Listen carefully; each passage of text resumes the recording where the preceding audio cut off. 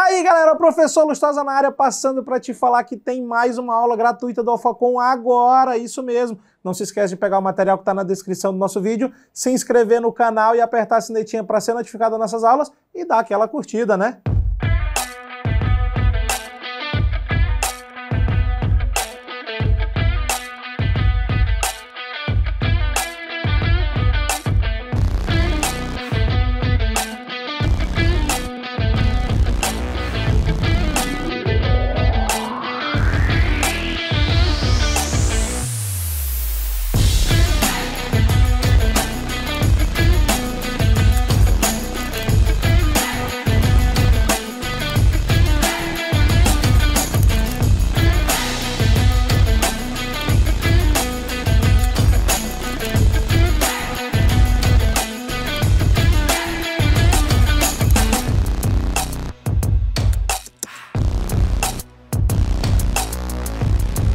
Olá pessoal, eu sou a professora Isabela. Para quem já me conhece, eu acho que muitos já me conhecem, eu trabalho aí no presencial desde 2019 com a nossa turma de carreiras militares e hoje focando no conteúdo de língua portuguesa essencial para a nossa prova da SPSEX. Um conteúdo denso, complexo, mas também muito interessante, tanto para os iniciantes, né? Preparei uma matriz bem legal aqui com um conteúdo bem explicativo, bem didático.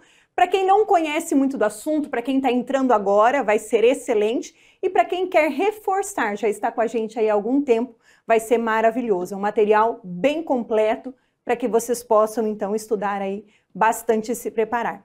E a gente começa com a parte inicial da análise sintática, que é a classificação do sujeito, certo? Então, assim, como eu tenho um conteúdo bem didático, eu preparei um material bem explicativo e eu vou seguir com os slides para que vocês possam acompanhar minuciosamente os detalhes do conteúdo, certo? Então vamos lá, a gente começa com característica do sujeito. Características do sujeito é importante para quem está iniciando especialmente, né, para entender como funciona. E claro, para quem quer reforçar, vamos lá. Então nós temos dentro da oração, tá? Algumas características. Olha ali o tópico 1. Na prática, o sujeito pode ser identificado por meio da pergunta quem é que mais o verbo. Então, claro, tudo que a gente fala, tá? Tudo que a gente afirma sobre algo, esse algo é quem? O sujeito. Então, por isso, quem é que fez isso? Quem é que saiu? Né? Quem saiu? Quem fez? Quem olhou? Então, eu vou ter o sujeito dessa ação. Muito bem, vejamos ali, ó. Um velho ônibus, já está até grifado, percorria toda a tarde as estradinhas da região. Então, nós temos quem percorria? Ah, um velho ônibus. Não é uma pessoa, não importa quem é esse quem. Se é um animal, se é uma planta, se é ali um instrumento, né, um veículo. Um velho ônibus percorria. Então, eu sempre vou identificar o verbo e perceber quem é que fazia a ação. Outra coisa. Foram punidos pela justiça os responsáveis pelo acidente. Bom, os responsáveis pelo acidente foram punidos. Então, aqui nós temos uma inversão bastante interessante. Quando você pega foram punidos, você tem uma locução verbal. Então, eu pergunto quem? Quem foi punido? Né? Então, nós temos um sujeito que está invertido. Na próxima, no escuro, a voz de um mentiroso se revela. Então, eu tenho o verbo revelar. Quem é que se revela? Ou o que é que se revela? Então, a voz de um mentiroso se revela. Alguém vai falar assim, professora, mas esse no escuro que está aqui, ele não está no início, ele não deveria ser sujeito? Não. No escuro é onde é que se revela, em que local, em que momento isso acontece. Então, a gente tem uma expressão adverbial que a gente vai ver mais pra frente. Bom, no tópico 2, voltando para os slides, o sujeito exige que o verbo concorde com ele. Bom, então uma coisa bem importante, vejam os exemplos. A última chuva animou os agricultores da região. Então, veja que eu tenho ali quem animou os agricultores ou o que animou? A última chuva. Então, eu tenho um sujeito que está no singular, e eu tenho um verbo também no singular. Eu tenho aqui, as últimas chuvas animaram.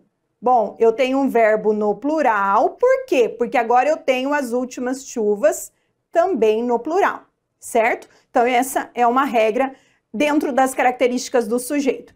Em relação ao núcleo ali no tópico 3, vejamos que nós temos uma palavra principal dentro do sujeito. Então, às vezes o sujeito ele é vasto, ele é amplo, ele é grande, né? Tem uma extensão cheia de adjuntos adnominais que a gente vai ver mais para frente.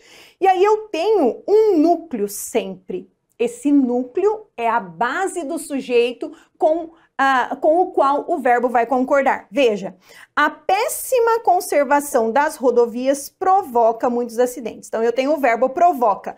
O que é que provoca? A péssima conservação das rodovias.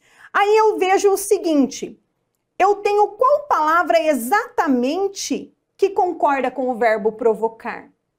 A conservação. Porque péssima é o adjetivo ligada à conservação. Das rodovias é uma locução adjetiva que me diz conservação de quê? Das rodovias, das ruas, das estradas, né? E eu tenho aqui esse a, que é um artigo também que está contribuindo aqui, determinando esse núcleo. Então, eu tenho vários adjuntos adnominais, que a gente vai ver mais para frente, que estão ao lado do núcleo, que é a palavra-chave, que é aquela que vai concordar com o sujeito. Bom, então a gente tem também dentro do sujeito, né, o comportamento desse sujeito e as vozes verbais. Então nós temos que perceber o seguinte, nós temos voz ativa, voz reflexiva e voz passiva. O que seria então um sujeito que pratica a ação? Olha lá, um velho ônibus percorria as estradinhas da região. Em sã consciência, o velho ônibus é um ser inanimado, mas a gente tem que ele percorria, então, mesmo que ali metaforicamente, né, para alguns, eu tenho que o velho ônibus percorria. Então, ele realiza a ação, ele está praticando o ato de percorrer. Nesse caso, o meu sujeito é a gente, tá? Claro, nós temos também o sujeito que recebe a ação. Veja, em cima pratica, aqui recebe.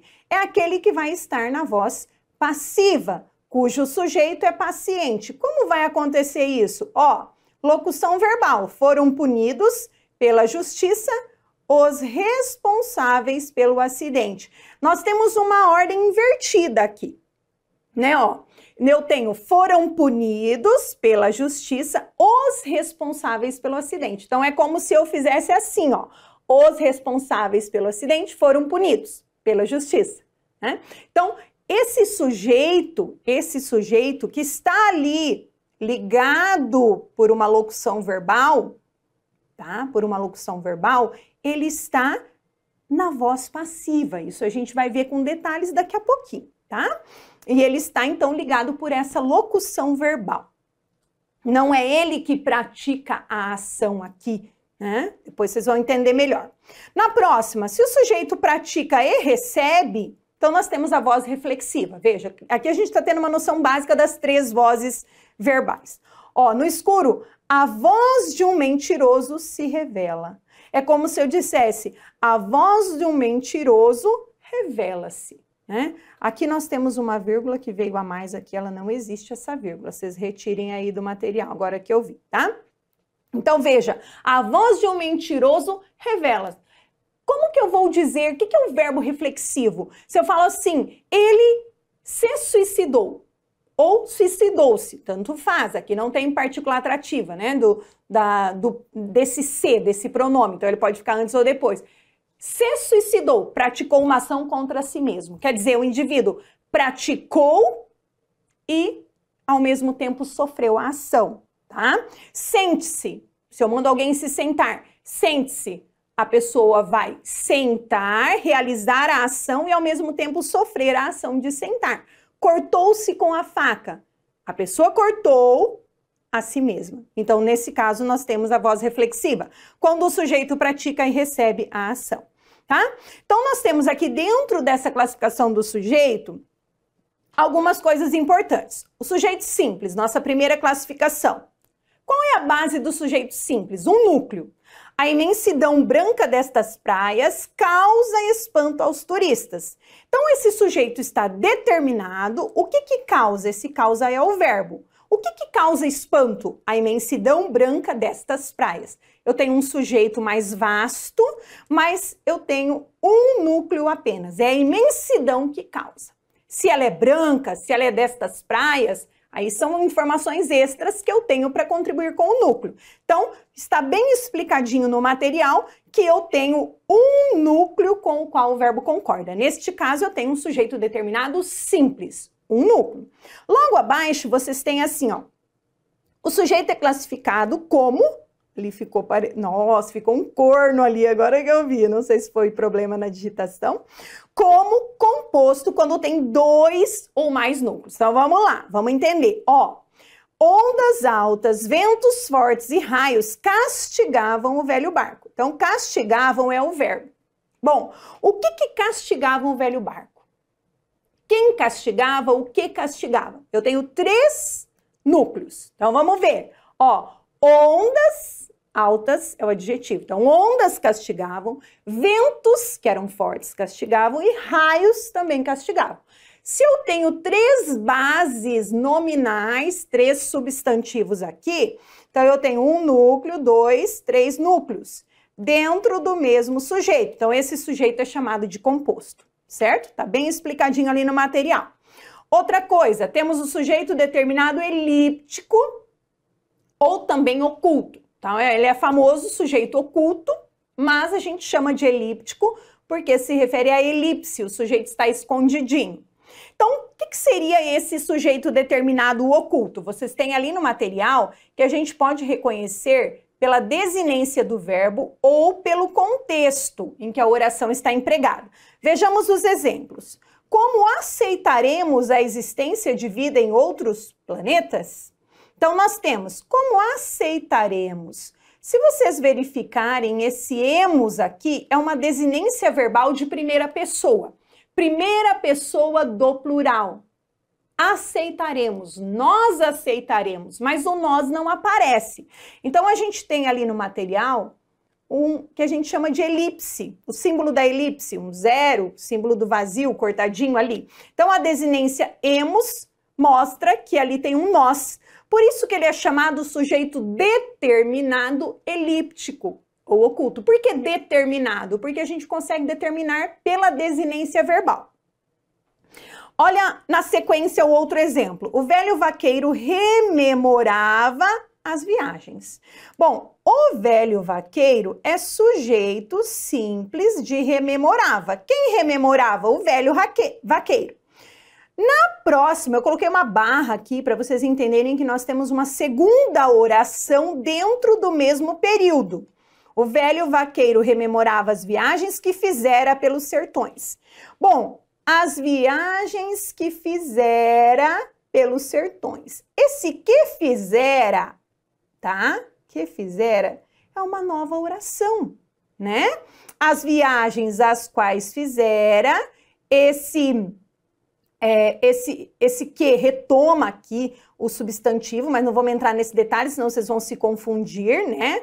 Vamos esquecer isso aqui por enquanto.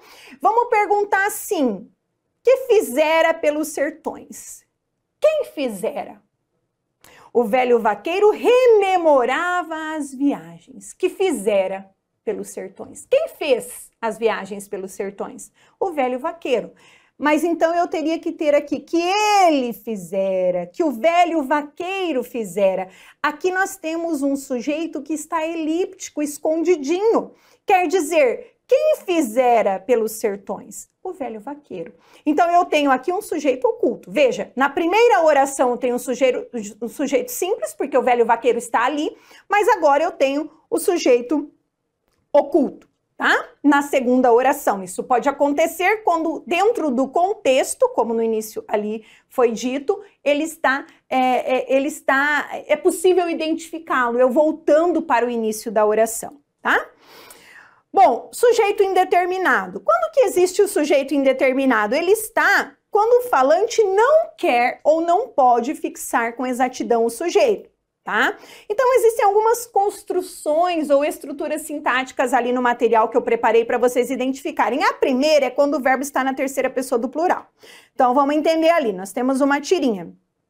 Dizem que pintar é uma boa distração, alivia a atenção. Dizem muita bobagem. Então, quando você analisa essa tira, você percebe o seguinte. Dizem. Quem diz? Eu não sei, dizem por aí, né? Dizem por aí que a fulana é fofoqueira, dizem por aí que a aula daquele professor é boa, né? É boa, enfim, dizem, né? Então nós temos esse dizem ali no quadrinho, tanto no primeiro quanto no terceiro, que é indeterminado, tá?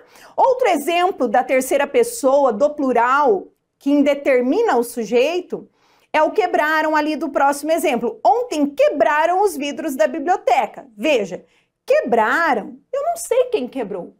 Eu não sei quem quebrou, quebraram os vidros. Eu chego no meu carro, no estacionamento, de repente aparece assim, eu vejo que está riscado. Meu Deus, riscaram o meu carro. Já aconteceu comigo, né? Riscaram o meu carro. Eu não sei quem riscou, né? Ou, muito comum, eu trabalho muito em escola, né? Há 20 anos a gente ouve muito, né, dos adolescentes. Então, chega um adolescente do banheiro e fala assim, estão falando mal de você lá no banheiro. Estão falando, estão fofocando. Esses estão fofocando, veja, a pessoa até sabe quem é que está falando, mas a intenção dela é indeterminar, usando o quê? O verbo no plural, na terceira pessoa do plural. Né? Falaram mal dessa turma no conselho de classe, falaram. Eu sei que foi o professor tal, que foi o coordenador tal, mas quando eu digo falaram mal desta turma, eu não quero dizer, por mais que eu saiba. Então, a minha intenção é indeterminar mesmo o sujeito, tá? Então, aqui você tem uma observação. O fato de o verbo apresentar-se na terceira pessoa do plural não implica necessariamente que o sujeito seja indeterminado. Claro, eu preciso perceber a intenção, né? Então, às vezes, o verbo está na terceira pessoa do plural, mas o contexto permite identificar seu sujeito. Então, nós temos que entender. Eu chegar no banheiro e falar, falaram mal de você lá, ou estão falando mal, ou chegar no meu carro, meu Deus, riscaram o meu carro. Isso é indeterminado, porque eu quero indeterminar, no caso do banheiro, não contar quem está fazendo a fofoca, ou realmente eu chego no meu carro, vejo que está riscado e eu não sei quem riscou. Mas também acontece... Olha ali no exemplo, ontem arruaceiros entraram na escola. Beleza, eu tenho o sujeito aqui, arruaceiros. Eles entraram e quebraram os vidros da biblioteca. E diferente, a segunda oração, ela tem um verbo, quebraram, terceira pessoa do plural também, mas ela retoma o mesmo sujeito da primeira oração, que é os arruaceiros. Então veja, esse sujeito, ele não é indeterminado, ele vai ser chamado de oculto porque ele não está aqui o sujeito, mas eu consigo percebê-lo. Então, nós temos muito isso que a gente vai treinando ao longo das aulas, identificar que existe uma primeira oração, esta daqui, e uma segunda oração, e cada uma tem o seu sujeito. Cabe a mim identificá-lo. Existe um outro tipo de indeterminação, o verbo na terceira pessoa do singular mais o pronome se. Veja lá, desconfiou-se dos valores apresentados. Desconfiou-se. Esse verbo é um verbo transitivo indireto, que vocês vão aprender mais para frente também, porque ele está ali regido de preposição, tá? Então, quando nós temos um verbo transitivo indireto, que pede preposição, acompanhado do pronome se, essa partícula se, ela vai ser chamada índice de indeterminação do sujeito, e aí nós temos, então, outro caso de sujeito indeterminado. Outra coisa é quando eu uso um verbo, olha só, esse verbo era-se feliz, era-se mais feliz naquele tempo. Quem era? Não importa. Esse verbo que está no singular, acompanhado da partícula se, ele não me diz quem era.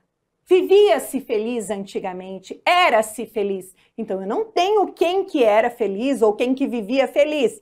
Eu tenho uma indeterminação do sujeito quando eu tenho a terceira pessoa do singular, mas a partícula se. É o mesmo caso desse de baixo, terceira pessoa do singular, mais a partícula se. O que acontece? Não se dorme bem com este calor. Eu não estou dizendo que eu não durmo bem, que você não dorme bem. Não se dorme bem com esse calor, né? Não se passa bem com esse calor, tá? Então, nós temos uma indeterminação também aqui do sujeito. Existe também, dentro da classificação do sujeito, uma oração sem sujeito. Então, veja, o sujeito indeterminado é quando eu não determino, é por minha intenção, ou quando eu não quero atribuir aquela ação ou aquele estado verbal a um ser, né? Mas também existe, dentro da língua portuguesa, olha lá, uma oração sem sujeito, que é formada apenas pelo predicado e articula-se a partir de um verbo impessoal. O que são os verbos impessoais? Aqueles que não têm com quem concordar. Gente, o material tá bem didático, tá tudo bem explicadinho, ó. Aquele que não tem um sujeito. Então, havia baratas na casa, nevou este ano. Gente, o verbo haver, né? Nós teremos uma aula só para o verbo haver, mas veja, dentro da oração sem sujeito, o verbo haver, no sentido de acontecer, existir, tá? Ele tem uma, vamos dizer assim, uma característica dentro da língua portuguesa que é de ser impessoal. O que é impessoal? Ele nega a pessoa. Ele não pede uma pessoa com a qual ele concorda. Então, nesta frase aqui, havia baratas na casa, você não tem um sujeito. Você não precisa dele no sentido assim de, ela havia baratas na casa. A mulher havia baratas. Não existe essa possibilidade. Então, nós temos uma frase, um período aqui, ó, que só tem predicado. Não tem sujeito, porque o verbo haver aqui, no sentido de existir a barata ou existirem baratas na casa, ele não vai pedir sujeito. Nevou. Nevou também é um outro verbo muito típico da oração sem sujeito. Nevou, ventou, relampejou, trovejou, né? Então, por quê? Porque são verbos que exprimem fenômenos da natureza. Então, esses verbos têm por característica serem impessoais. Eu não posso ter assim, ela nevou ontem. Não existe isso. Nevou onde, né? Em qual cidade, em qual local, em qual país, tá?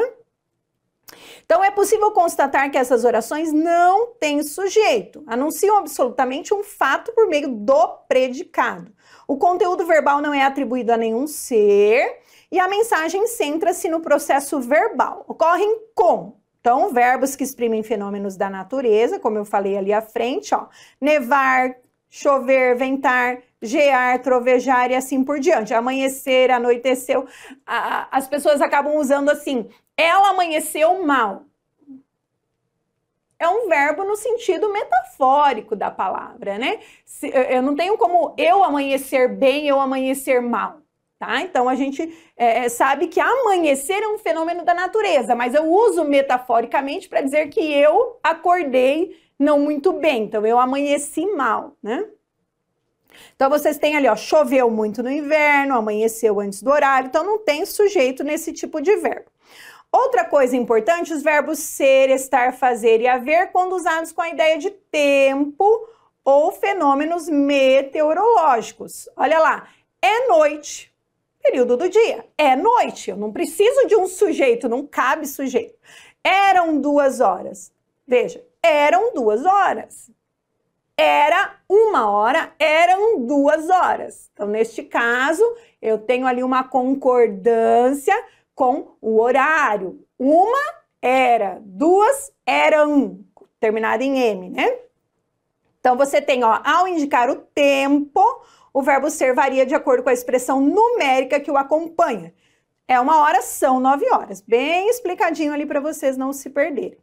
Hoje é ou são 15 de março. Então, eu posso concordar ao indicar a data no singular, concordando com a palavra dia, ou ainda eu posso colocar para o plural, concordando com o número de dias. Então, hoje, se eu disser assim, hoje é 20 de janeiro, tá certo. Hoje são 20 de janeiro, tá certo. Eu posso colocar, hoje são 20 dias de janeiro, né? Então, existem essas duas formas aí, existem para eu usar a data. Outra coisa ali, o verbo estar, ó, está tarde. Está muito quente, então só existe no singular, são verbos impessoais, não tem lógica ali nessa ideia temporal de terem um sujeito para concordar. Faz 2 anos que não vejo meu pai, é um tempo decorrido, fez 39 graus ontem, então a temperatura. Então veja, nesse caso eu não posso dizer fizeram 39 graus, não, fez 39 graus, eu não tenho um sujeito com o qual o verbo fez vai concordar ali. O verbo fazer, mesma coisa, indicando tempo decorrido. A gente tem que cuidar muito com isso, que professores de língua portuguesa ou estudiosos de concurso, eles estão craques nessas pegadinhas, né? Mas é muito comum a gente ouvir palestras em que as pessoas renomadas se apresentam. Isso é muito comum. Eu trabalho em escola há 20 anos e eu vejo assim que a gente recebe palestrantes, médicos, profissionais de todo tipo, e eles vão se apresentar e eles falam realmente, ó, fazem 20 anos que eu trabalho nessa área, fazem 30 anos que eu sou médico. Opa, né? Então a regra me diz, eu não posso concordar o verbo fazer indicando tempo decorrido no plural. Então, faz 30 anos. No meu caso, faz 21 anos que dou aula, faz 15 anos que sou concursada, faz 3 anos que estou no Alfacom. Então, sempre no singular. E aí, mesma coisa, ó, não a vejo há anos e havia muitos alunos. Então, nós temos o verbo haver, significando existir, e o verbo há anos, não a vejo há anos, indicando o tempo decorrido, tá? Tem uma atenção ali para vocês perceberem, ó, com exceção do verbo ser, os verbos impessoais devem ser usados sempre na terceira pessoa do singular, ó, deixei bem grandão ali. Devemos ter cuidado com os verbos fazer e haver usados impessoalmente, não é possível usá-los no plural. Olha lá, então, faz muitos anos que nos conhecemos. Como eu falei, o verbo fazer indicando o tempo decorrido, nunca no plural. Deve fazer dias quentes. Então, cuidado, não podemos usar aqui o deve fazer dias quentes também. O verbo fazer é usado impessoalmente nesse caso, quando eu estou falando de temperatura. Cuidado, dias quentes, mas deve fazer. Aqui tem esse deve fazer, gente, que é assim, ó, o deve fazer é um verbo, deve é o verbo auxiliar e o fazer é o verbo principal, tá? Então, o verbo auxiliar, ele sempre vai seguir a determinação do principal. O verbo fazer é o principal, indicando temperatura, ele é impessoal, sempre singular. Então, o verbo auxiliar é pau mandado dele, subordinado, a gente fala. Então, ele é auxiliar, ele ampara o principal. Então, ele vai puxar ali o que o verbo principal determina, que é ser singular, então o verbo deve também vai ser singular. Que tem outros exemplos, ó, houve muitas pessoas interessadas, há muitas pessoas interessadas, havia muitas pessoas, haverá muitas pessoas, deve ter havido a locução verbal, pode ter havido muitas pessoas interessadas. Então, todos os exemplos ali que mostram a impessoalidade do nosso verbo. Bom, eu coloquei aqui, acho que um exercício, né, para a gente pensar um pouquinho a respeito. Dentro desse nosso módulo, dessas nossas aulas, em algum momento a gente vai fazer exercício aqui junto, em outros não. Então, aqui tem uma frase, já vamos pegar direto aqui, ó. Apenas uma sociedade versada na ciência pode escolher o seu destino responsavelmente, tá? É uma prova ali da SpaceX de 2020, um texto sobre a importância da ciência, né? Um texto maravilhoso, vale a pena voltar na prova e ler. Aí nós temos aqui, ó, a questão pede o seguinte: assinale a alternativa que apresenta o núcleo do sujeito do seguinte período. Bom, gente, para entender ou para localizar esse núcleo, cuidado, eu preciso escolher sempre, ou escolher não, achar, localizar o verbo ou a locução verbal. Então está lá, ó, pode escolher. Apenas uma sociedade versada na ciência pode escolher o seu destino. Pode escolher é uma locução verbal. Então, quem pode escolher o quê? Pode escolher o seu destino responsavelmente. Quem pode? Uma sociedade versada na ciência. Aí a pergunta é, bom, uma sociedade versada e na ciência, qual dessas palavras realmente pode escolher? Quem? Uma pode escolher? A sociedade pode escolher? Versada pode escolher? Ou na ciência pode escolher? Então eu tenho que pensar, qual delas, se eu fosse isolar todas, realmente estaria ligada à locução verbal? Quer dizer, sociedade. A sociedade pode escolher. Se é uma, se é versada, em que, na ciência, são informações extras, acessórias, para que eu possa, então, saber que sociedade é o meu núcleo, tá? Meu núcleo do sujeito. Então, aqui tem um comentário da questão. Apenas uma sociedade versada na ciência pode escolher o seu destino responsavelmente. Então, quem pode escolher? A sociedade.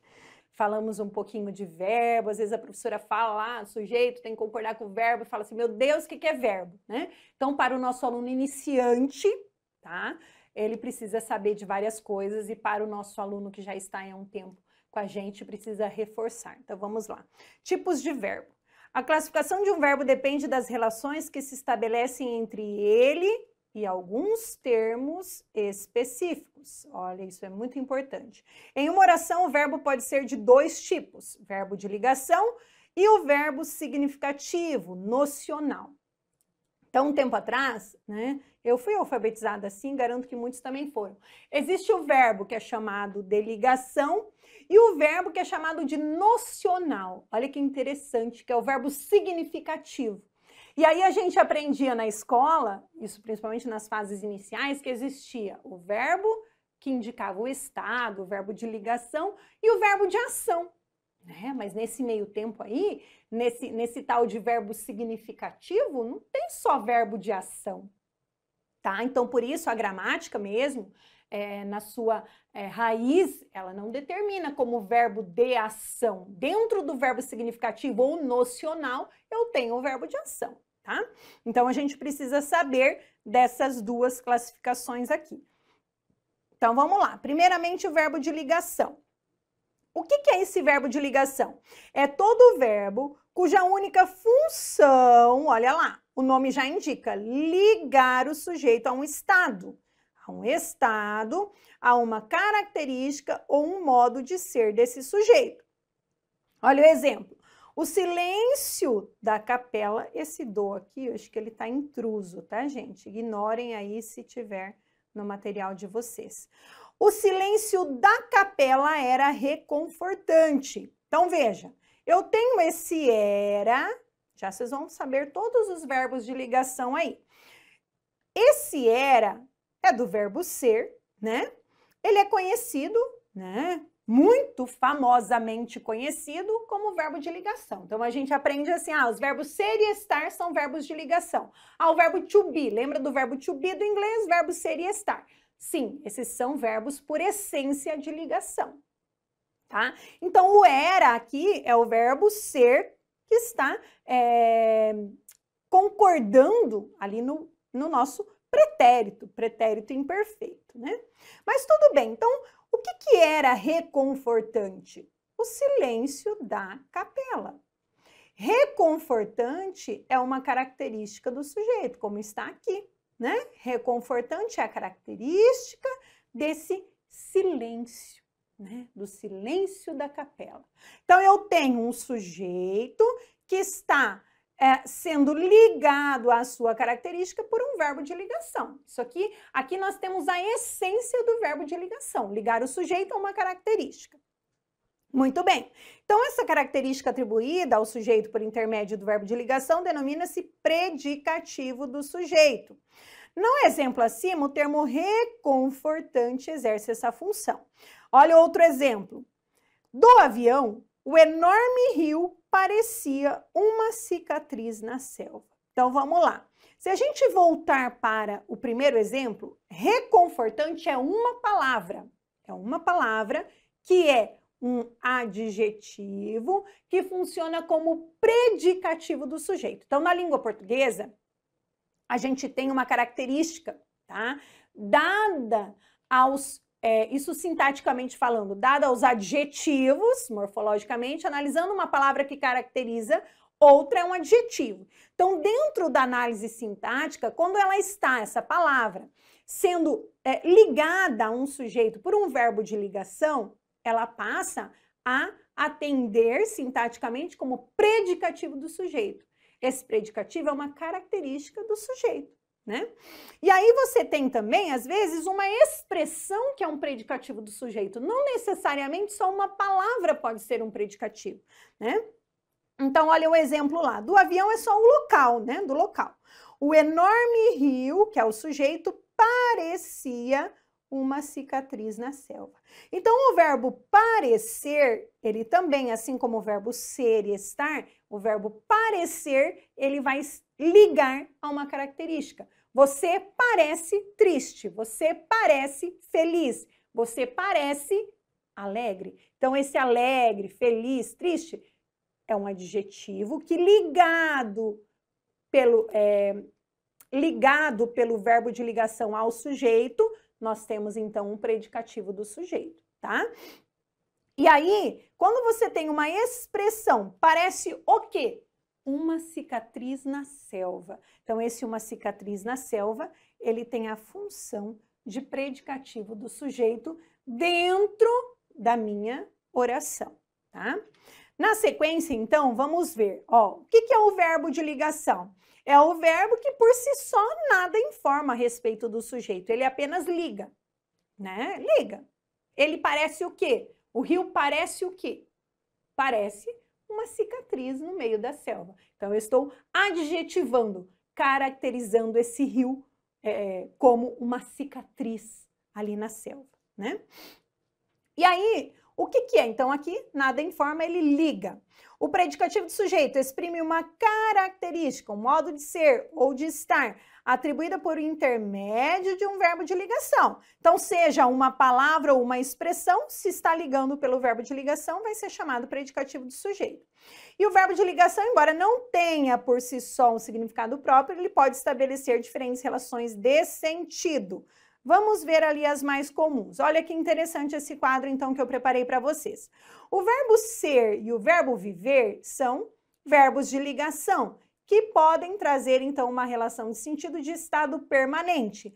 As crianças são curiosas. Nosso amigo vive doente. Então, veja, o fato de eu dizer, crianças são curiosas, isso é típico de criança. Então, eu estou tendo um verbo de ligação com uma relação de sentido de permanência. Elas são curiosas, né? Nosso amigo vive doente, aquele amigo que tem problemas, que tem várias coisas, ele vive doente, então estado de permanência. Ele vive feliz. Ele vive feliz sempre, permanentemente feliz, tá? O verbo estar pode ser ocasional. Por que você está triste? Está. Não é que ele seja triste sempre, hoje ele está. Esse ocasional é muito interessante, né? Às vezes, isso acontece com o marido, com o filho, com o aluno. Nossa, professora, hoje você está bonita. Opa, está? Então eu não, né? Hoje eu estou mais. Ou, nossa, o marido, a esposa põe uma roupa. Nossa, que linda que você está. Está hoje, né? Ocasionalmente, se produziu um pouquinho mais, pôs uma roupinha diferente. Então, veja, é ocasional. Não quer dizer que seja sempre, né? Então, é bem interessante esse estar. E as pessoas brincam muito com isso. Estou hoje, não sou, então. Né? O parecer. Parecer é um estado aparente. A cidade parecia um deserto. Você parecia triste ontem. Então, parecer é um estado aparente, de aparência. O continuar e o permanecer é um estado contínuo. O tempo continua muito frio. Contínuo até determinado período ou por um determinado tempo, claro, né? A situação permanecia indefinida, permanecia de continuidade até certo momento. Então, esse estado contínuo, não que seja sempre, né? Por um determinado tempo. Veja que todos esses verbos que eu estou falando são verbos de ligação. O ser, viver, estar, parecer, continuar, permanecer. São verbos de ligação, que ligam, como nos exemplos, sempre um sujeito. Daí vem o verbo de ligação, esses verbos, a uma característica, a um predicativo do sujeito. O ficar e o virar. Sempre uma mudança de estado. Sem você aqui, eu ficaria nervoso. Veja, eu ficaria nervoso. Nervoso, característica. Ficaria, está ligando, né? Eu fico feliz com a sua chegada. Fico o quê? Feliz. Quando eu ligo a uma característica, então eu tenho um verbo de ligação. O virar, mesma coisa. O piloto, o famoso piloto virou o herói nacional. Ele virou o herói nacional. Herói nacional, característica atribuída a ele naquele momento, por uma ação dele. Então, virou um herói. Veja, nós temos o virou e o predicativo do sujeito na sequência. Então, essa tabela é bem legal, tá? Para vocês aí estudarem o verbo e a função dele. Então, a função do verbo de ligação é relacionar, de novo, o predicativo ao sujeito, isto é, ou melhor, isso, no entanto, não impede que esse verbo fique subentendido. Então, aqui é muito comum nas nossas provas o verbo de ligação estar subentendido e, às vezes, o candidato ali acaba se confundindo e não entendendo, tá? Então, veja, a seleção voltou do exterior, a seleção foi vitoriosa. Ó, a seleção voltou do exterior é uma informação. A seleção foi vitoriosa é outra informação. Um verbo de ligação sendo ligado à vitoriosa, que é o predicativo do sujeito, a característica da seleção ao voltar. Bom, mas pode ser que eu una essas duas orações numa só, ou mais ou menos isso. Seria assim, ó. Para evitar a repetição, nós vamos reunir as duas em uma só. Vejamos, a seleção voltou do exterior vitoriosa, né? Então, quando eu digo a seleção voltou do exterior vitoriosa, ela voltou e aqui eu tenho, ó, um E foi, que é um VL oculto aqui. E vitoriosa é o predicativo do sujeito. Aí a gente vai aprender a analisar esse tipo de oração daqui a pouco, em que a gente vai classificar os predicados, né? Então, eu tenho aqui, ó, voltou de onde? Do exterior. Voltou como? E foi o quê? Vitoriosa, tá? Então, aqui é como se tivesse um verbo. Eu não preciso colocá-lo no dia a dia, voltou vitoriosa, voltou de lá feliz, né? E aí a gente costuma fazer a análise de que ali tem um verbo de ligação oculto, tá? E aí, então, dentro da lógica desses verbos, nós vimos o verbo de ligação, que tem essa função de ligar. Nós temos os verbos chamados, então, significativos. A gente começa os verbos significativos pelo verbo intransitivo, né? Bom, se eu falar para vocês assim, o menino chorou, né? O menino chorou. Bom, o sentido da ação está inteiramente contido na ação verbal de chorou. Chorou, chorou. Eu costumo falar assim para os meus alunos, olha, chorou, chorou, caiu, caiu. Eu posso perguntar perguntas aleatórias ou até importantes para mim, chorou? Onde? Quando? Por quê? Aí eu vou estar determinando. Onde? O lugar onde ele chorou? Quando ele chorou? Foi ontem? Foi hoje de manhã? Eu posso perguntar assim, por que ele chorou, a causa? Então, são circunstâncias adverbiais. Mas quando eu digo chorou, eu já vejo a cena. Ah, fulano caiu. Fulano caiu. Eu já vejo a cena do indivíduo caindo. Onde? Na escada. Quando? Ontem. Por quê? Como? Né? Então, são informações extras aí. Então, veja, o verbo intransitivo, ele tem, no caso aqui, o verbo chorou, a ação de chorar, que exige apenas um elemento, o agente, o menino. O menino chorou, chorou, chorou. A ação de chorar não se estende. Ela não transita até outro elemento da oração. Ela é uma ação completa em si mesma. É uma ação intransitiva. Então, a gente classifica esse verbo como intransitivo, tá? Porque o menino é o sujeito e ele realizou uma ação, que é a ação de chorar. Mas essa ação, ela se cumpre só de eu falar que chorou. É diferente do que vocês vão ver agora, e depois eu vou comparar as duas, mas para a gente entender a diferença do verbo intransitivo e do verbo transitivo. Se eu falar para vocês que o menino chorou, ele chorou. O menino morreu, ele morreu. O menino caiu, caiu. Agora, o menino agrediu. O menino agrediu? Agrediu quem, professora? Agrediu quem? Quando eu preciso de um complemento, quando esse verbo ele não cumpre a função sozinho de me dar a cena, de me dar a completude da história, então eu preciso entender que ele é transitivo. Por quê? Vamos entender. O sentido da ação não está inteiramente contido no agrediu. A ação de agredir exige dois elementos. Olha lá. No primeiro exigia um, depois vocês voltem ao material. O material está bem completinho. o agente, lá precisava só do agente. Aqui, o agente precisa do agressor e precisa do paciente, que é o alvo. O menino agrediu, preciso saber, agrediu quem? O professor, agrediu o colega, agrediu quem, né? O sentido da ação de agredir, ele é incompleto. E ele só se completa quando ele transita até um paciente, ou seja, é uma ação transitiva. Classifica-se como transitivo o verbo que exige um complemento, alguém ou alguma coisa, sobre o qual recai a ação verbal. Denomina-se, então, objeto. Aqui a gente começa a entender um pouquinho da transitividade verbal. Então, vamos lá. O menino agrediu o colega. Agora sim. O menino é o sujeito, agrediu é o verbo transitivo, aqui ficou um pouquinho deslocado, né? E agrediu quem? O colega é o objeto, tá? Então, quer dizer, se eu não colocar esse objeto aqui, o meu verbo agrediu, ele estará incompleto. Então, é um verbo que precisa transitar para um complemento, tá? É igual se eu chegar para vocês e falarem assim, gente, eu comprei. Eu comprei. Comprou o quê, professora? Comprou o quê? Quer dizer, comprei um carro, comprei um casaco.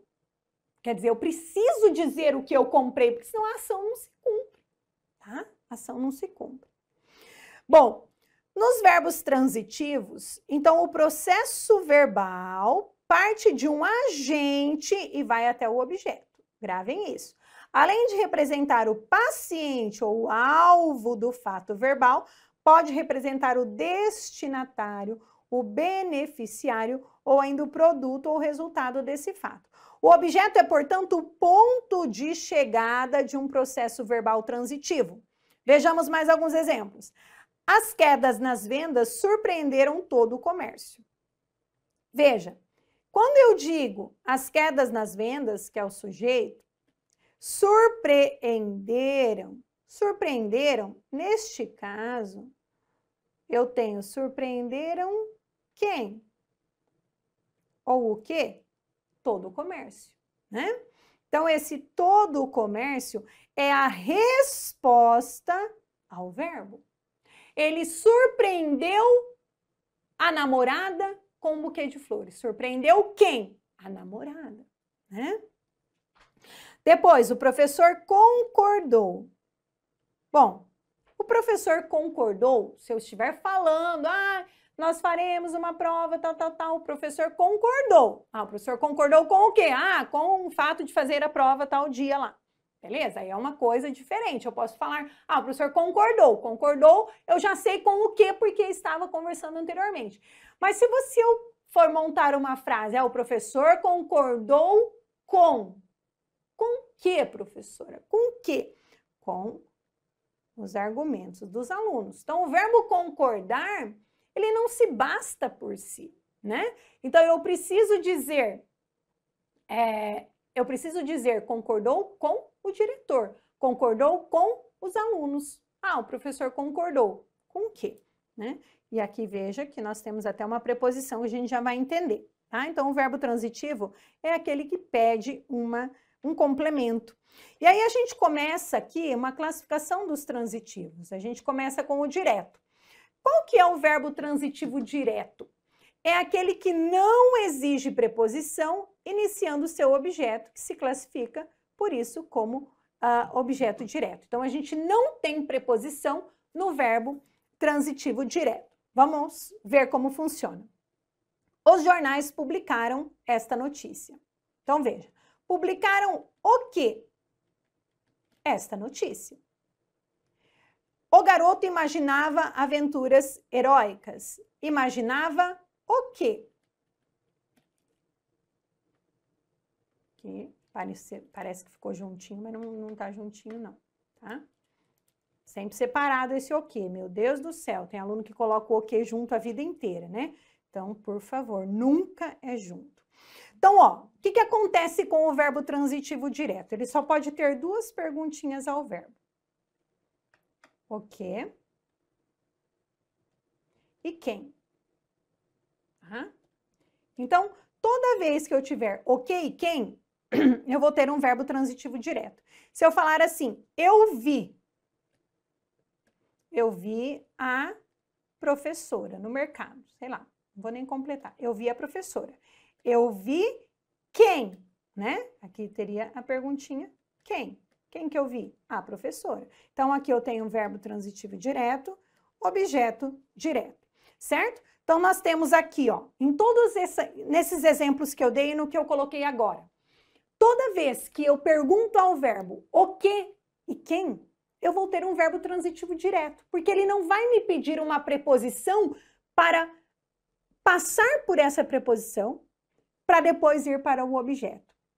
Né? Então, o que é o objeto, professora? É uma resposta ao verbo. Eu vi. Vi quem? A professora. Eu comprei? Comprei. Comprei o quê? Um casaco. Tá? Eu imaginava, ele lá, o garoto, imaginava o quê? Aventuras heróicas. Então, toda vez que eu tiver esse verbo, tá, que exige uma pergunta o quê ou uma pergunta quem, ele será chamado de verbo transitivo direto, com as perguntas o quê e quem. Tá? Na estrutura da oração, o objeto pode vir distanciado do verbo transitivo, ao qual se associa. Veja, ele analisou com grande interesse a nossa proposta. Veja, com grande interesse foi o modo como ele analisou, né? Um adjunto adverbial de modo. Mas a resposta ao verbo analisar, o que ele analisou? Ó, vou pôr aqui embaixo. Analisou o quê? A nossa proposta.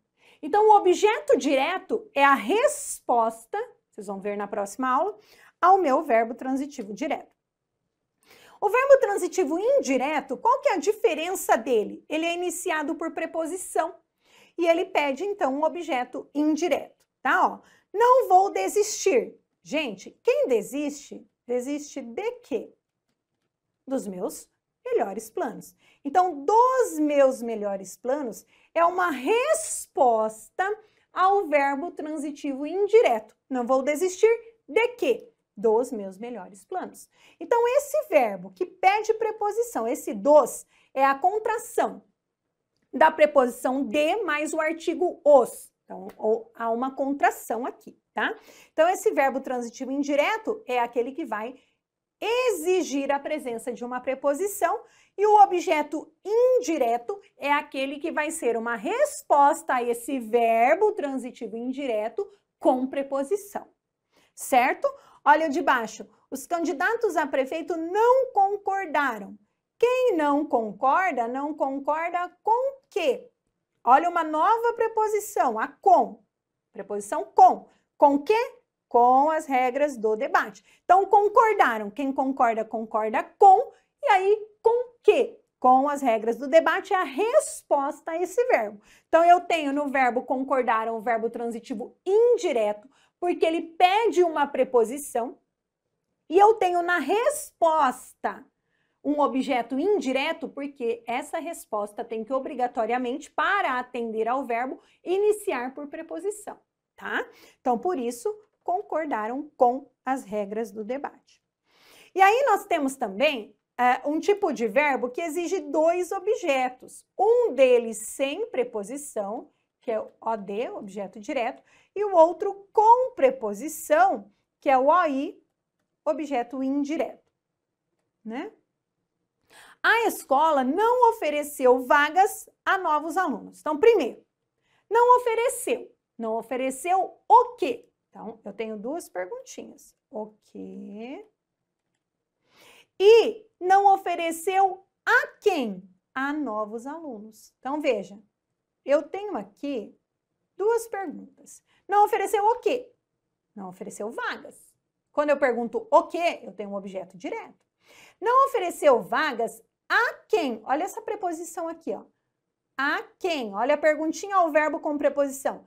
A novos alunos. Então, aqui eu tenho um novo objeto, objeto indireto. Esse verbo é chamado de bitransitivo, né? Que é o verbo transitivo direto e indireto. Então, é o verbo que vai pedir duas respostas, né? Então, obviamente, a gente vai fazer 2 perguntinhas a ele. Não ofereceu o quê? Vagas. A quem? A novos alunos, beleza? 2 objetos. Os manifestantes pedirão, futuro, cuidado, tem muito aluno que confunde, pediram com AM, passado, pedirão, futuro, tá? Pedirão ao governador mais segurança. Aí é que tá. Pedirão a quem? Aqui a gente inicia com uma perguntinha. O objeto indireto está antes, né? Então, ó, pedirão a quem? Ao governador. Então, tá aqui a primeira resposta. Pedirão o quê? A segunda pergunta ao verbo, o quê? Mais segurança. Então, eu tenho 2 perguntas ao verbo e 2 respostas. Quando eu tenho a pergunta com preposição e a resposta com preposição, ó, pedirão a quem? Ao governador, eu tenho um objeto indireto. Pediram o quê? A resposta ao o quê é o meu objeto direto, porque é uma resposta sem preposição. Alguns guias não previnem. Não previnem quem? Olha aqui, mudou a perguntinha. Ok? Quem sempre do verbo transitivo direto. Quem? Não previnem quem? Os excursionistas. Não previnem de quê? Olha lá, mudou a preposição. Tem preposição de mais os, dá dos. Olha ali a preposição embutida no os, né? Então, não previnem de quê? Dos perigos da trilha. Então, objeto indireto quando eu respondo com preposição. Então, nesse caso, verbo bitransitivo, verbo transitivo direto e indireto, tá? E agora, para a gente ir fechando, a classificação do predicado, tá? Então, é uma aula densa, depois vocês vão ter que pegar o material, estudar, fazer os exercícios para fixar bem. O predicado nominal. Então, quando a gente fala do predicado, a gente fala... O que é predicado? É tudo que se afirma sobre o sujeito, tudo que está após o sujeito afirmando algo sobre ele.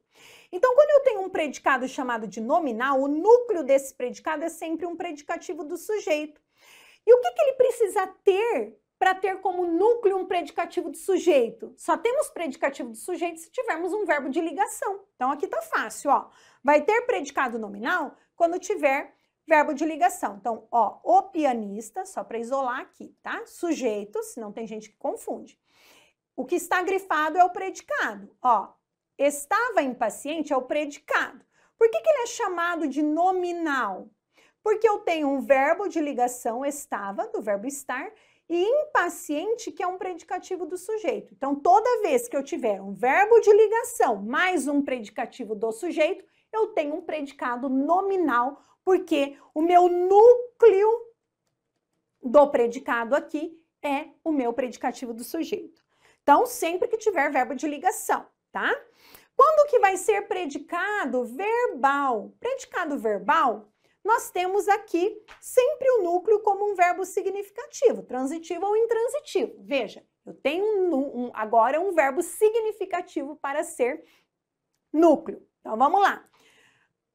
O pianista respondeu às perguntas. Então, eu tenho aqui o pianista, continua sendo o sujeito, respondeu às perguntas, o que estava grifado aqui, é um predicado. Como que eu vou saber, então, que ele é verbal, como está determinando ali o título? Porque eu tenho um verbo transitivo indireto, quer dizer, é um verbo significativo, transitivo, indireto, respondeu a quê? Às perguntas, com preposição, né? E aí eu tenho um objeto indireto. Então, toda vez que eu tiver esse verbo significativo, transitivo, direto ou indireto, e mais um objeto simples, né, normal ali, eu vou ter um predicado verbal. Olha o de baixo. Nós é sujeito, tá, gente? Isolamos aqui porque o predicado é o resto. Melhor, eu tô ao contrário de vocês, né? Sujeito é aqui, predicado é o resto. Então, tá lá. Compramos um carro novo. Compramos o quê? Um carro novo. Eu tenho um verbo transitivo direto, sem preposição, não exige preposição, e um objeto direto, né? Que é a resposta ao verbo transitivo direto. Então, um verbo significativo, normal, da ação realizada ali, comprou o quê? Um novo carro. Fechou. É um verbo, é um predicado chamado de verbal porque ele tem um verbo e o seu objeto, um verbo transitivo e o seu objeto, nos dois casos, né? Mas também existe dentro da classificação aí do predicado, quando a gente tem um predicado que é verbo nominal, quer dizer, ele vai ter algo, uma essência do predicado verbal e uma essência do predicado nominal. E a gente une os dois nesse mesmo predicado. Então, ele vai ter dois núcleos, um verbo significativo, transitivo, direto ou indireto ali, e um predicativo, do sujeito ou do objeto. Então, vamos lá. O pianista é sujeito. Aqui nós temos o predicado. Respondeu às perguntas impaciente. Veja, ele respondeu às perguntas. Respondeu a quê? Às perguntas. Verbo transitivo indireto, objeto indireto. Mas eu tenho uma novidade aqui. Ele respondeu às perguntas impaciente. Então, como ele estava, esse pianista, ao responder às perguntas? Impaciente. Então, eu tenho um predicativo do sujeito.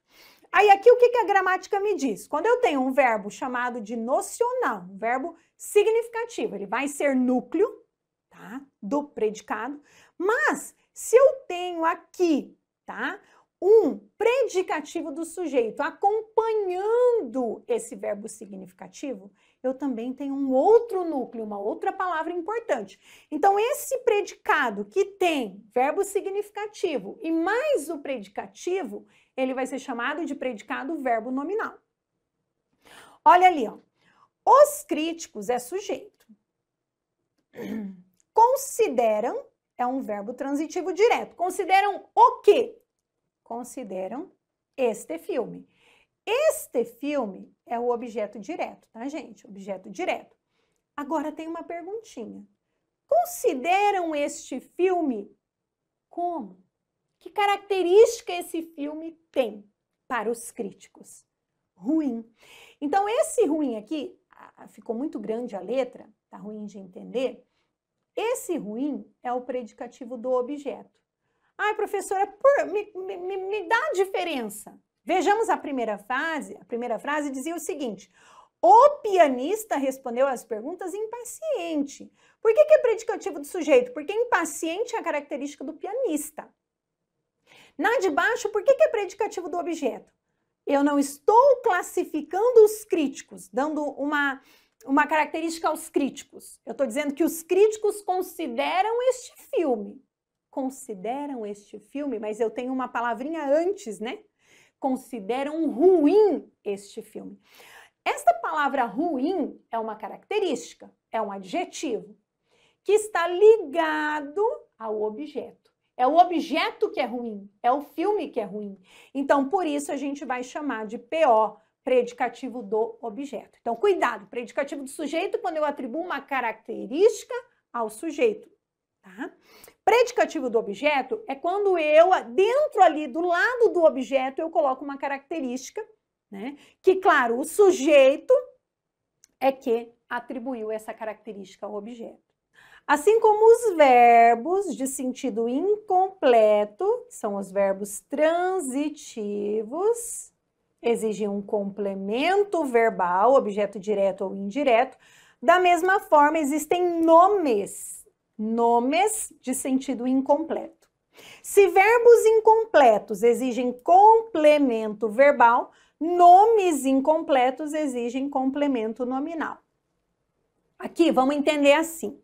Nós acabamos de ver na aula 2 que um verbo transitivo é aquele que transita para um objeto. Transitivo direto pede objeto direto, para que ele tenha sentido. Comprei o quê? Um carro. O verbo transitivo indireto exige um complemento com preposição, um objeto para que ele tenha sentido, né? Eu me refiro a quem? A preposição a quem? Aos professores do Alfacom. Então, nós temos verbos que precisam de complemento. Então, qual que é a nossa aula agora? A nossa aula é sobre nomes que precisam de complemento, porque a gente acabou de ver os verbos que precisam desse complemento. E aí, a gente precisa entender assim, o que são nomes? O que é um nome, professor? É um nome tipo Isabela, João, Maria? Não. Para a gramática, quando eu digo nome, quando eu digo nominal, eu me refiro a 3 elementos: substantivos, adjetivos e advérbios. Então, quais são os nomes gramaticais? Substantivos, adjetivos e advérbios. Então, quando eu falo de complemento nominal, eu estou falando de substantivos que pedem complemento, adjetivos que pedem complemento e advérbios que pedem complemento, que não existem ou não têm sentido se não forem esses complementos, certo? Então, se a gente pensar aqui no exemplo, vamos para o material. A escultura era semelhante. A palavra semelhante é um adjetivo, né? Tá, a pergunta é, a escultura era semelhante.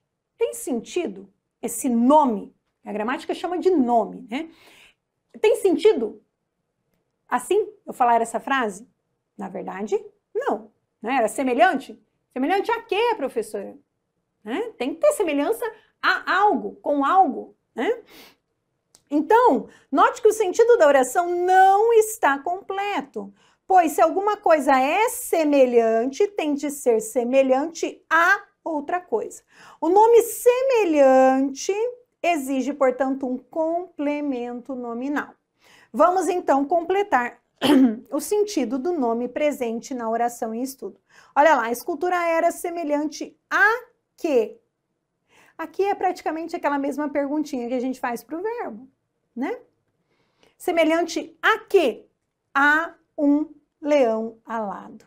Então, quando eu tenho semelhante, tá aqui em itálico, é porque ele é um nome, a gente vai falar que ele é um nome incompleto, e complemento nominal é aquela expressão, ou uma palavra, ou uma expressão, um termo que completa, né?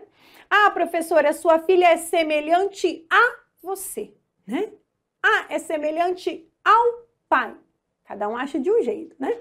Então, aquilo que é semelhante a algo. Então, a palavra semelhante, esse nome, esse adjetivo, ele não tem sentido se eu não completá-lo. Por isso, complemento nominal. Então, entenda assim, ó, já vai colocando na cabeça. Complemento verbal completa verbos. Complemento nominal completa substantivos, adjetivos e advérbios.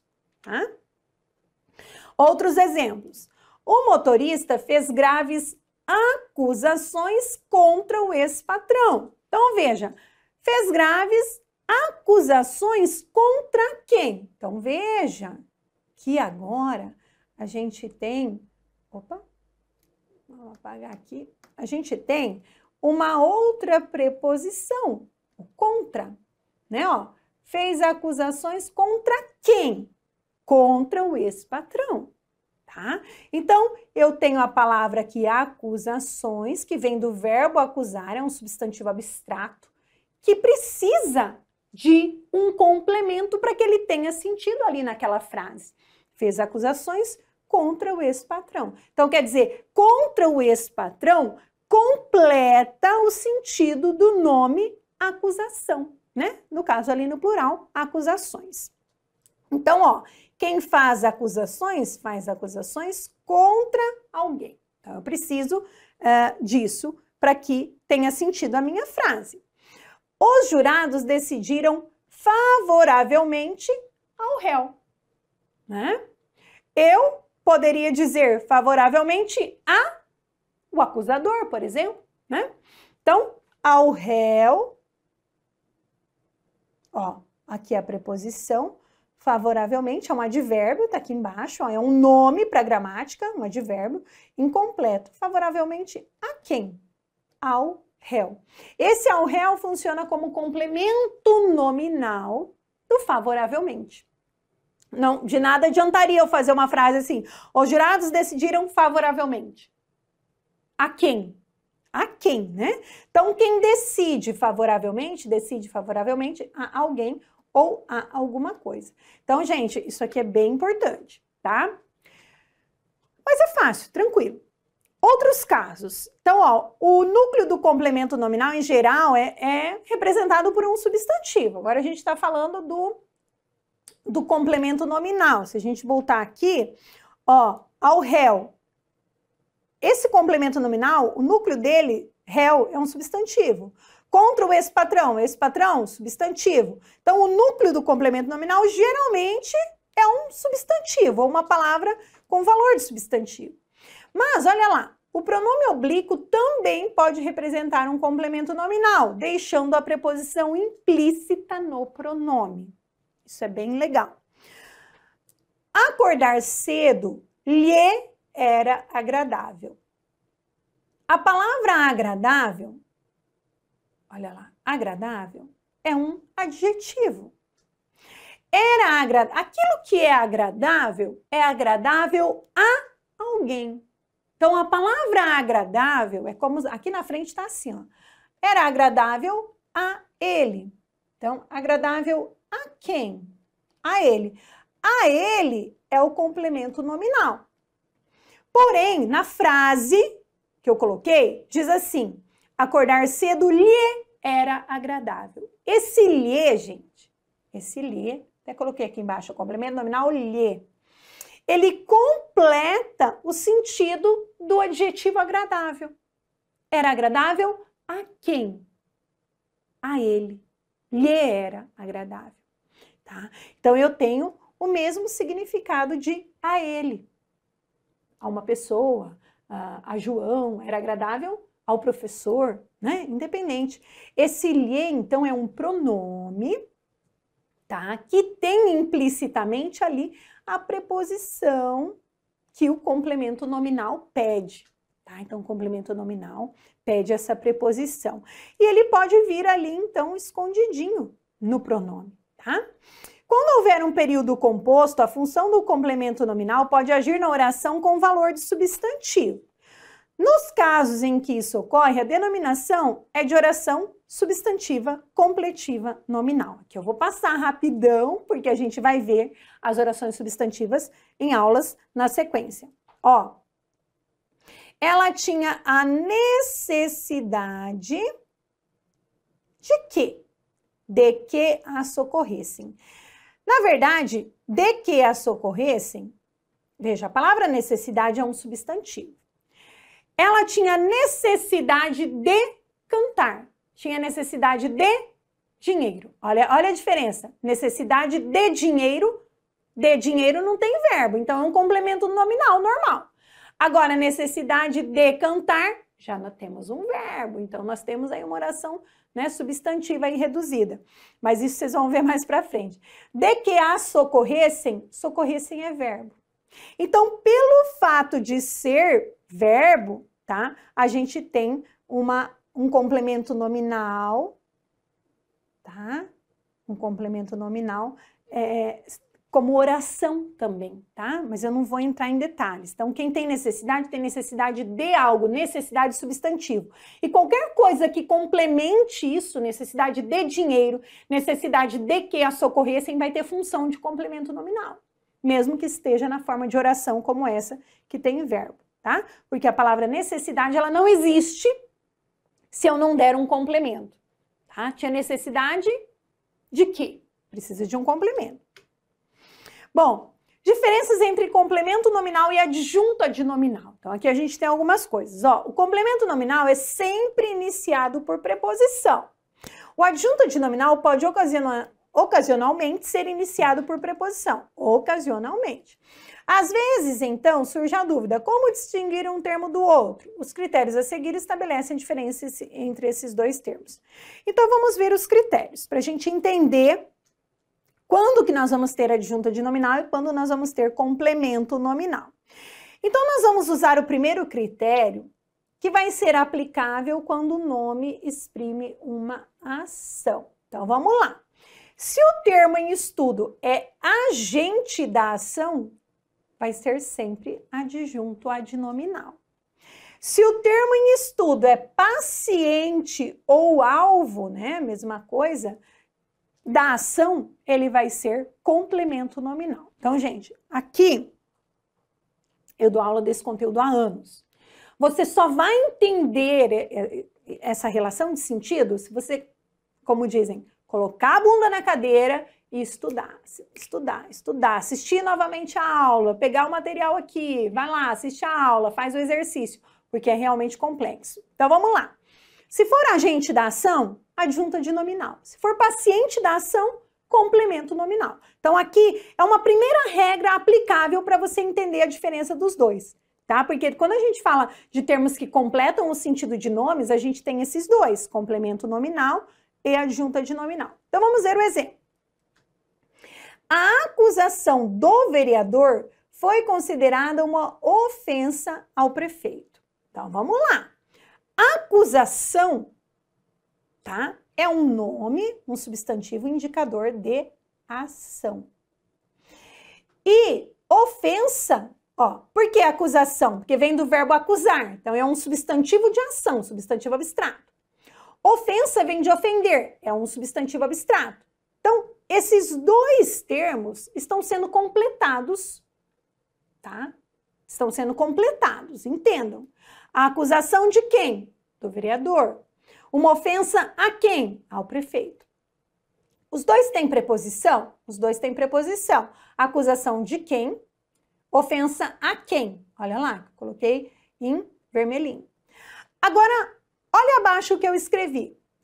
Do vereador é adjunto adnominal. Por quê? Porque quem que é o agente da ação? Quem praticou a acusação? O vereador. Quando eu digo, veja, quando eu tenho algo que está completando esse substantivo abstrato, e esse termo que completa é um agente da acusação, no caso, então eu tenho uma adjunta de nominal. Veja, a acusação do vereador. Acusação do vereador. Ele acusou. Então, nesse caso, do vereador é adjunta de nominal, que está ligado ao substantivo abstrato acusação. E a outra? Foi considerada uma ofensa ao prefeito. Veja que ofensa é o substantivo abstrato e ao prefeito quer dizer que o prefeito sofreu essa ofensa. Ele foi alvo dessa ofensa. Então, ao prefeito é complemento nominal porque ele indica o paciente, aquele que foi ofendido, ele foi alvo da ação.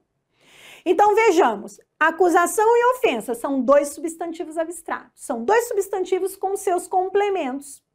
Só que um desses complementos vai ser chamado de adjunta de nominal, justamente porque ele é o agente da ação, o vereador foi agente da acusação, então ele serve ali como adjunta de nominal.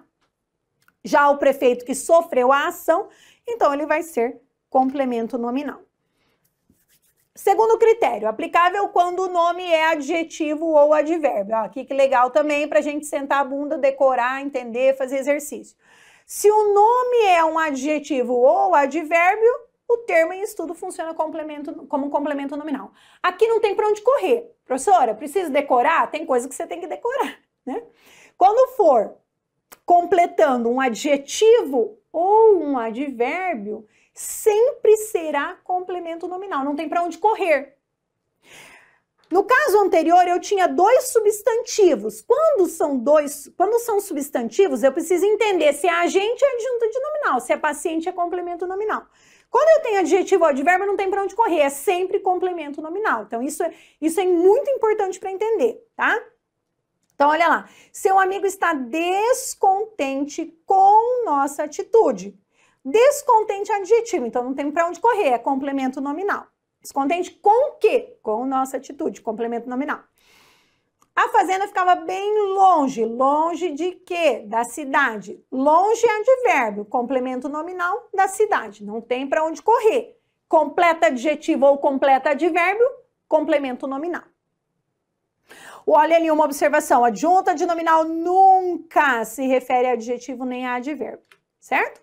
Terceiro critério, aplicável quando o nome é substantivo concreto. Então, veja, olha que legal também. Esses critérios são muito importantes, você tem que saber. Quando o nome é substantivo concreto, o termo, ó lá, concreto, o termo em estudo atua sempre como adjunta de nominal. Olha que legal, que fácil. Se você tá muito didático aqui no material, se você seguir, você não vai errar. Então, veja, as casas de nossa rua. casas é substantivo concreto. Ficou meio longinho aqui, mas dá para entender. Casas, substantivo concreto. Então, de nossa rua, completa o sentido de casas, completa. Mas essa completude se dá pelo adjunto adnominal. Quando for substantivo concreto, não tem para onde correr. É sempre adjunto adnominal. Tinham quintais com canteiros e árvores. Quintais com o quê? Com canteiros e árvores. Não tem para onde correr. Quintais é substantivo concreto. Então, meu amigo, adjunto adnominal na certa. Casas de nossa rua. Quintais com canteiros. Veja, são expressões que completam o sentido desse substantivo, porém, se substantivos são concretos, então sempre ele terá adjuntos adnominais completando a sua ideia, tá? Então, ó, o complemento nominal nunca se refere a substantivo concreto. Vou voltar só um pouquinho, porque quando você tem o substantivo abstrato, tá? O substantivo abstrato, pode ser que o módulo da morfologia já tenha sido gravado, né? Eu estou começando aqui da análise sintática, mas a gente tem que entender o que é o substantivo abstrato. Lá no primeiro critério, acusação vem do verbo acusar. Ofensa vem do verbo ofender. Então, você vai ter um substantivo abstrato quando você tiver um substantivo deverbal. O que é deverbal, professora? Nunca ouvi esse nome. Deverbal é que deriva do verbo. A gente chama de deverbal. Ou substantivo abstrato deriva do verbo, você tem que entender. Então, esse substantivo abstrato, que deriva do verbo, ele vai ter duas possibilidades, como eu mostrei no primeiro critério, de ser complemento nominal ou de ser adjunto adnominal. Se é agente, é adjunto adnominal, se é paciente, é complemento nominal. Né? E agora, no substantivo concreto, não tem para onde correr, ele é sempre adjunto adnominal.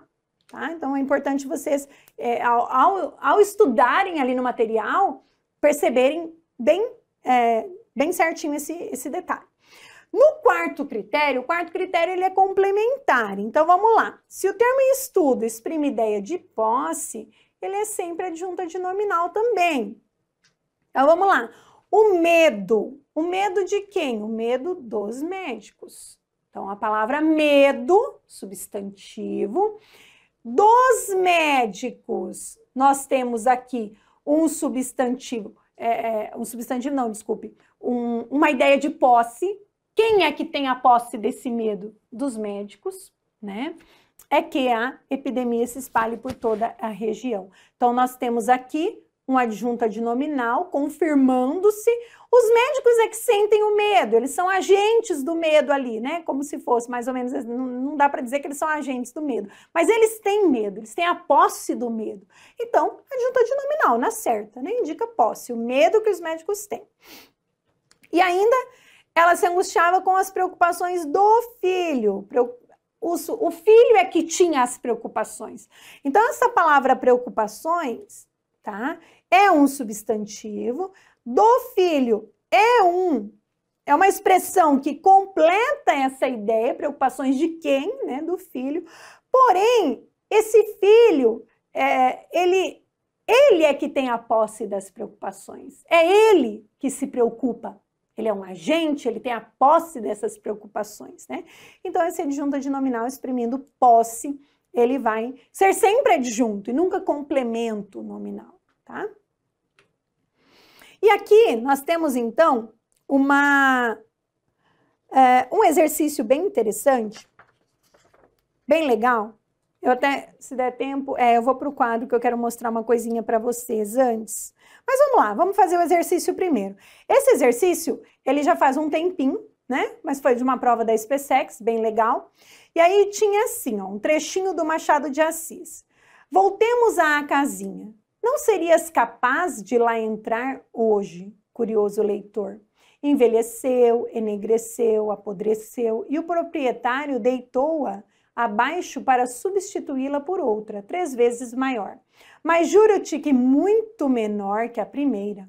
O mundo era estreito para Alexandre, um desvão de telhado para as andorinhas. Então, nós temos aqui um trecho para ser analisado. Não seria capaz. capaz de lá entrar. A alternativa que apresenta a mesma função sintática que a do termo sublinhado é. Então, vamos entender. O que nós temos, tá? O que nós temos em relação ao capaz? O que nós temos em relação ao capaz? Essa palavra capaz, ela é o quê? Ela é verbo? Ela não é verbo. Eu sou capaz de fazer algo. Ele é capaz. Então, eu tenho que entender, eu tenho que saber que esse capaz é um adjetivo.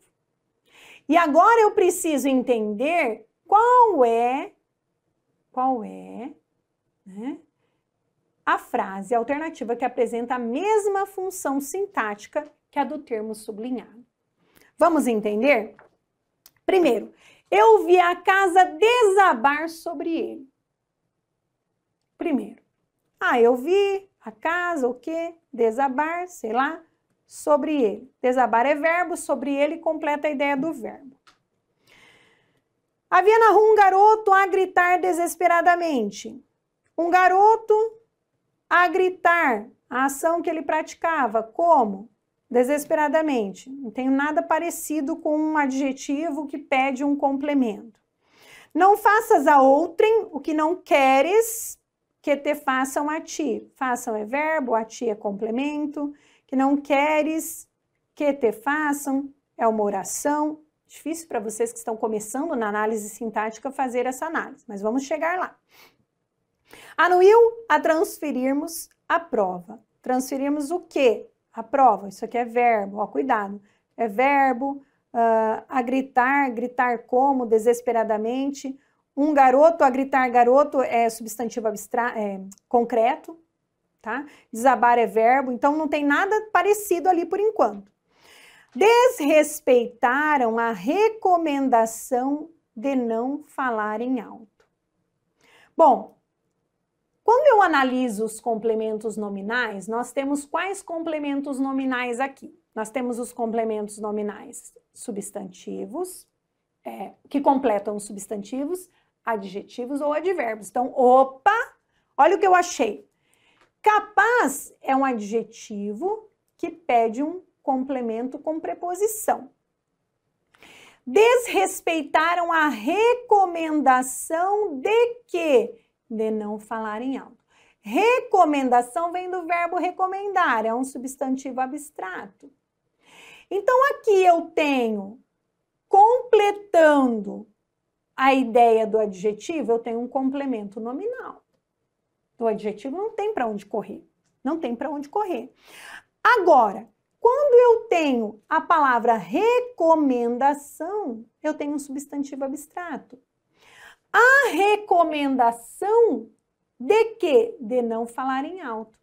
Isso daqui não é um agente da recomendação. Se fosse assim, a recomendação do professor. Opa! Se fosse a recomendação do professor, a gente entraria no primeiro critério, voltando aqui no meu slide. Por quê? A acusação do vereador, isso aqui é a ação do vereador, aí seria adjunta de nominal. Ele praticou a acusação, né? Aqui no nosso exemplo, nós temos a recomendação de não falar alto. De não falar alto é o alvo da ação de recomendar desse substantivo de ação aqui, né? Então, sendo o alvo, esse termo aqui, ele completa o sentido do substantivo abstrato. E ele é, então, um complemento nominal. Então, nós temos uma alternativa E como verdadeira. E no material de vocês tem a solução, né? Ó, capaz, quem é capaz de algo, completa o sentido de um adjetivo. E aí, ó, desrespeitaram a recomendação de quê? De não falarem alto. Então, essa recomendação é um nome, é um substantivo abstrato, tá? De não falarem alto é o nosso complemento nominal. Ele completa a ideia do substantivo. Bom, professora, e se eu não sei aqui a ideia do substantivo abstrato, se eu ainda estou confuso nisso, você vai por eliminação. A maioria todas, na verdade, ali acima, estão relacionadas a verbo, né? Desabar, fazer, querer, transferir, gritar. Daí tem um garoto que... garoto é substantivo concreto, já elimina aí. O substantivo concreto não pode ser complemento nominal, tá? Então aqui a gente tem o capaz, que é adjetivo, e aí você lembra, sempre com adjetivo a gente tem complemento nominal, tá? Então, gente, é assim, conteúdo denso, conteúdo complexo, mas vale a pena vocês voltarem no material, olharem esse material, assistirem a aula novamente e vai dar tudo certo, tá bom? Então vamos lá daqui a pouquinho para a nossa próxima aula. Aí, ó, gostou da aula? Então não se esquece de dar aquela curtida, fazer um comentário para a gente saber o que você achou, se inscrever no canal para assistir a aula com quem mais aprova no Brasil, isso mesmo. E o material tá aí na descrição do vídeo também, então pega esse material e vai estudar. Tamo junto!